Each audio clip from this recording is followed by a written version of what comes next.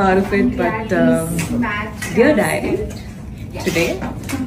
ఈ అక్టోబర్ 3న విజయ్ దేవరకొండ రష్మిక మందన్నాల నిశ్చితార్థం జరిగినట్లు ఒక్కసారిగా సోషల్ మీడియాలో న్యూస్ బాగా వైరల్ అయింది. అన్ని మీడియా ఛానల్స్ లో ఈ వార్త హాట్ టాపిక్ గా మారింది. ఈ న్యూస్ పై ఈ జంట అఫీషియల్ గా క్లారిటీ ఇవ్వడం లేదు, కానీ అన్అఫీషియల్ గా మాత్రం క్లారిటీ ఇస్తున్నారు. ఎంగేజ్మెంట్ వార్తల తర్వాత ఈ జంట చేస్తున్న పనులు, కనిపిస్తున్న తీరు అందరినీ ఆశ్చర్యానికి గురిచేస్తున్నాయి.